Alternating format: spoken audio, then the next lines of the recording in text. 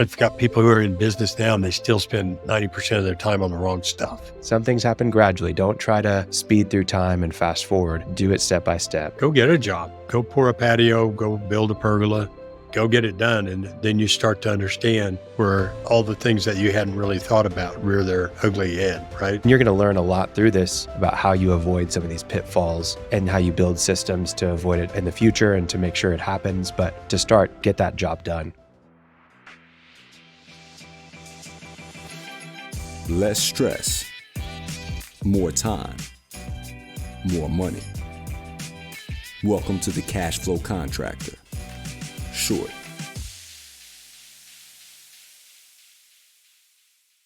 Martin, what a holiday party. Yeah. Appreciate you having us coming. out there. Yeah. Yeah. It was a good time. My dad was in town from Morocco and got to see your place. He told me the last time that he was at your house was, let me think of the year. Must have been either 2008 or 2009. Really? For Been that long? semi-formal, where I took Katie to semi-formal. I was in a suit. The first suit I Yeah. ever bought was my... It's the only time I've ever seen you in year? a suit. No, that's not. No, it's great. No, it's fun times. Good to see some familiar faces, guests that we've had on the show before, some of our listeners as well. I'd say that I'd shout some of them out. So we'll shout out to Clint Bison Blinds. Is that what it is? Yeah. Yeah. Bison Blinds. Yeah. And Amy at City Carbonics. Amy, City Carbonics. And She's been a guest on the show. Yeah. And Trying to then think who else was there that's been a Tiffany and guest. Cheryl Oateka. Oh, yeah. Shout out. Yeah. Yeah. Anyways, a lot of good times. Yala and Yasny. Yeah. Yeah. They're the Arbor Image and Arbor Mid, Sean was there. Yeah. yeah. Awesome. Yeah, that's one of the fun things about having a party because, of course, it's something I worry about before the party too. I go, oh man, these people don't know each other, completely different businesses, but they get in the room and I don't have to do anything. They just start talking it's and fun. sharing experiences, and it's pretty fun. Yeah, it's a fun time. Well, we're getting close to the end of the year, and I think that there's people that have New Year's resolutions, big plans, and some of those people are thinking, how can I get started with a new company? Starting my own business, going and doing it on my own. And so I want to do a little episode on that for the really practical advice. We're not talking about go get an attorney and do contracts. Like, this is for the brand new person out there. And sure, there are definitely things that you can do that are very helpful, having great advisors on your team, hiring a business coach, building a website, all this kind of stuff. But a lot of times I would call those, I think this actually comes from Michael Girdley, who will be a guest of ours in 2024, but playing house, where you're really just delaying getting started. So I want to talk about the practical things that you can just go do and little tips for starting your new construction company in 2024. So what's a big one for you, Martin? Well, if we're talking about really, really, really testing the waters, I think the biggest one is go do a job. Yep. Right. And you can argue and equivocate. And should I start my LLC first so I have liability protection? Do I need to buy some insurance? Well, maybe you do, depending on what this first job is. But if you're doing some work at your uncle's house or somebody, it's hard to give that as official advice, but go do a job. Yeah. Because the misconceptions are so great about what a business looks like from the outside and what it's like on the inside. Yeah. Is go get a job, go pour a patio, go build a pergola, go get it done. And then you start to understand where all the things that you hadn't really thought about rear their ugly head, right? Yeah, absolutely. Go and walk through the whole process. Don't just assume that it's going to be this easy thing of starting your own company and you can do it better than your employers do and all this stuff. In fact, I recommend keeping your job and go do another job. If you've got PTO, take your PTO to do the job that you want to do. If you got weekends free, Go and work on the weekends to complete the job, whatever it might be. But, don't just quit cold turkey without a plan in place, and don't create a plan with some actual real evidence of what it's going to be like whenever you're doing things on your own. So go win a job. I think a big one for me, if you're going to go do that job, charge more than you think, like 100%. A lot of times double what you think you should be charging. Right. You may not be familiar with gross profit and how to, do a cost analysis of your job. And you may not know what all the expenses are that you're going to incur to make sure that it happens right. You're probably going to underestimate. And so build in margin for yourself, even if it's just, I don't even know, but I'm just adding margin to add margin. Because you want to charge more than you probably think initially. Yep. What else? My next one would be to pay attention to what do you you're mean? doing. Tracking, you're going to pay attention to the measurements, measure twice, cut once, all that kind of stuff. But where's the money coming from? Where's the money going? What mistakes did you make? What kind of, you're doing this job early to learn from it. And what I'm saying is don't wind up coming out the other end and not have learned anything, right? What these lessons you might, if you raise your prices enough, you might actually make money on this first job. Chances are you won't, but you need to understand why that was and pay attention to what you're doing. Don't just go do it. Right? Yeah. Well, and pay attention to the customer too, right? See ask them questions. Hey, was this a good project for you? Am I meeting your needs? Am I satisfying what you hoped for this project? Understand what they liked, what they didn't like. Ask for really concrete and critical feedback. And then if you want more jobs, ask for referrals.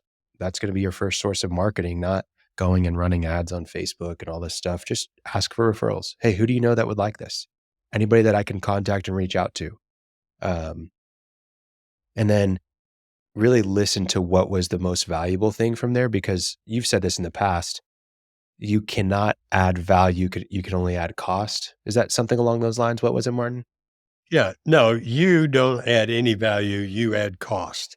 Your customer either determines there's value there or not. Mm-hmm. And of course, that's what we're trying to do.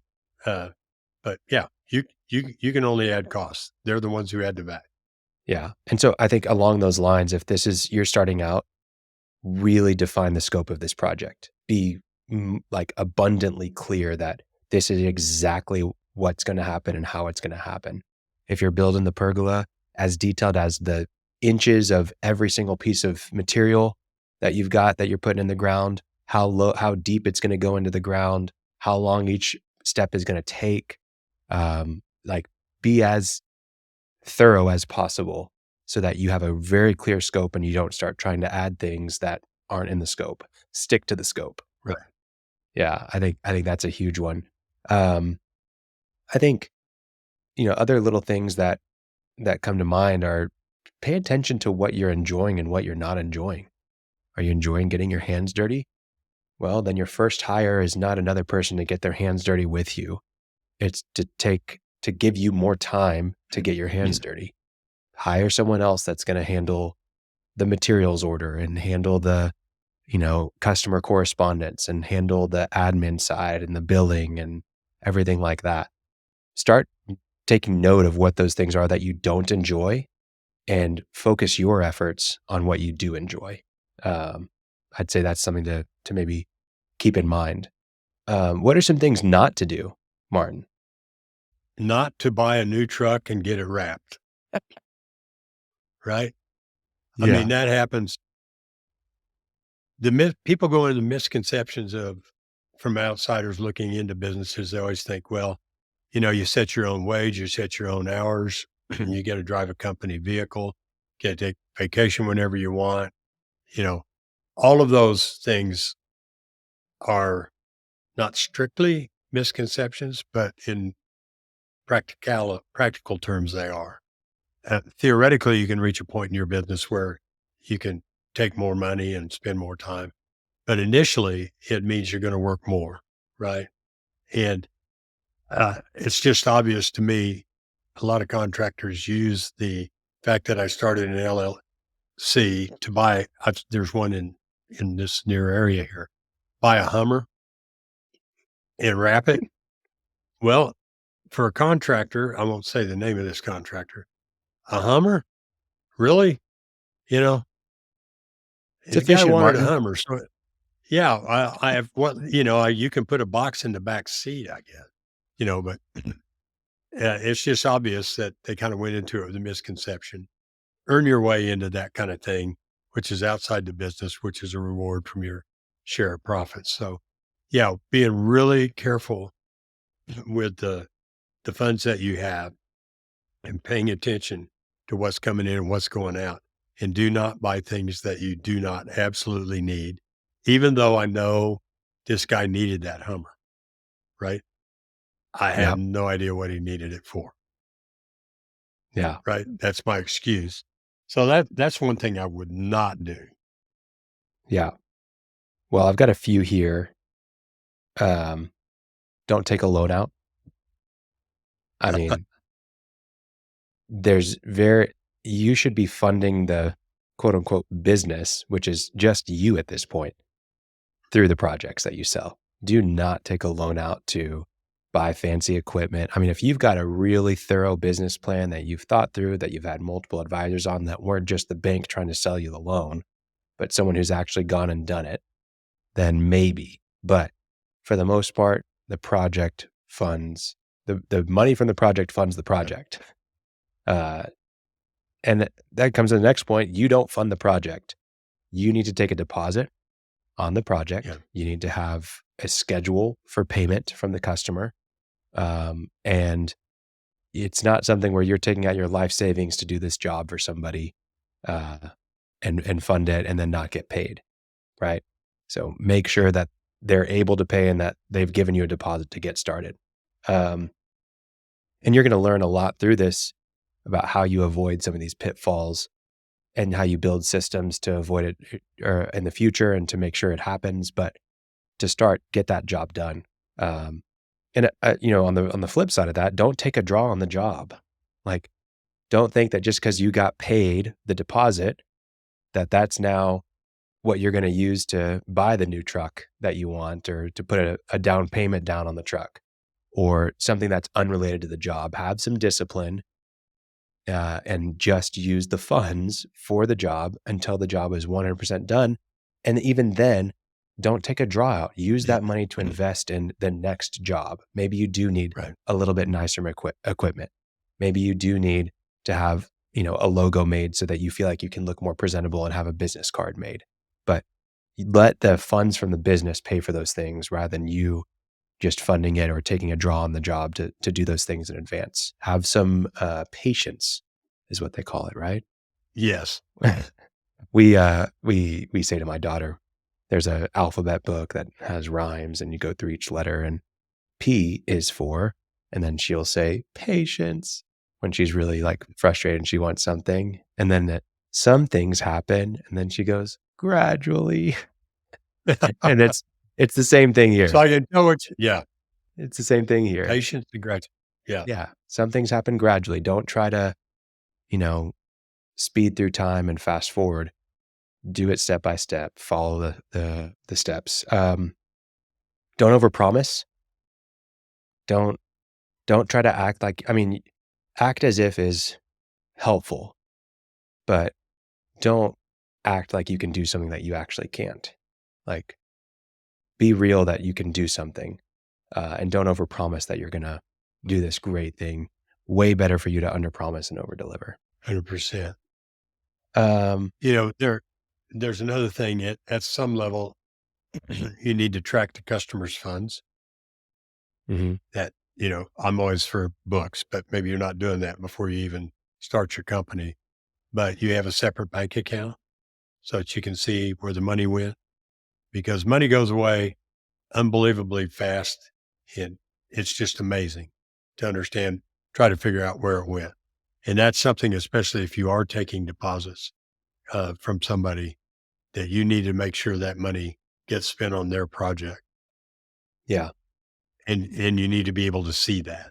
Very clearly. Yeah. And again, don't take a credit card out. Don't fund it through a credit card and assume that it's going to pay off the credit card. Like, you're not complex enough to operate at that level. You need to make sure that the cash from the project is paying for the project, for the materials, for the labor, for anything that's going on. Well, I'm trying to think of any other questions. Any other questions that are going to come to mind for the guy? I mean, really, it's just, or the girl, just go do it, right? Is the big thing, and have prudence as you do it. Yeah. That's what it takes to get started. Anything else that we're leaving on the table here, Martin? Well, what did Gridley call it? Gridley call it? Playing Working house. in the kitchen? Playing house, working in the kitchen. I think that is really huge. People want to, I've got people who are in business now and they still spend 90% of their time on the wrong stuff. Yeah. Taking beautiful photographs for their marketing. Well, you've got marketing. Let's go take care of the customer. But that's also shows them a sign of what they should be doing, because that's what they want to do.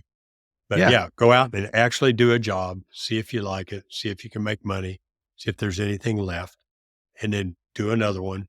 And then eventually, before you start business in earnest, we can go back and visit some of our advisor and mentors, but you need to do that stuff right at the beginning, setting up an LLC, getting an EIN number so that you can be in business, talking to your vendors, have an attorney, have a CPA, have a banker, but you can do all those things one at a time and gradually. Yeah. But don't wind up 5 years in and finding out you should have had an operating agreement. Yeah. Yeah, you'll get there, but get proof of concept in, right? Yeah. Show that you can do the job, show that you can make a profit on it, show that the customer was happy and you can get a good testimonial from them, and that they're willing to refer you more business. And when you can do that, now you can really start building your house to eventually play in it one day. And then you're not playing your living house, right? You're doing it. So cool. Well, Martin, Happy New Year to you. And, you too, Khalil. Hope that you had a great Christmas. Thanks for having us to your house. And if anybody found value in this or know someone that wants to start a business, please share this episode with them. This really applies to not just construction, honestly. It can really be to any business. Go and sell something and then do it and deliver on it. Anybody who needed to hear this, hope that it was helpful. Subscribe to us. We've got tons of business advice as you go upon your journey of becoming a business owner and an entrepreneur, especially in the construction space. We've got tons of great guests on here, tons of valuable information that will help you in your journey. And we'd love to have you as a part of our audience. So thank you. And I'll see you in 2024, Martin. Yes, sir. Thanks, Khalil. Bye. Thanks for listening to The Cashflow Contractor. Check out our website in the show notes or visit thecashflowcontractor.com.